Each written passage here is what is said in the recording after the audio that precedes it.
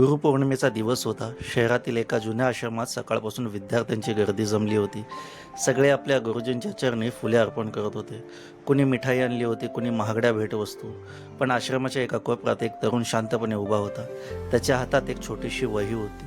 तो गुरुजींकडे गेला आणि ती वही त्यांनी त्यांच्या हातात दिली आणि म्हणाला, "गुरुजी, माझ्याकडे तुम्हाला देण्यासाठी काहीच नाही." गुरुजींनी वही उघडवली.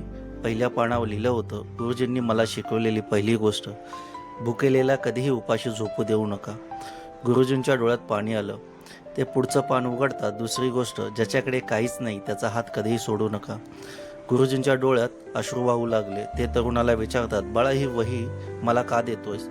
तरुण डोळे पुसत म्हणाला, "गुरुजी, आठवतंय का, 10 वर्षापूर्वी माझे आई वडील मला सोडून गेले होते.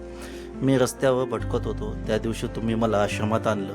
मला अन्न दिलं, कपडे दिलं, शिक्षण दिलं आणि सर्वात महत्त्वाचं म्हणजे मला पुन्हा जगायला शिकवलं."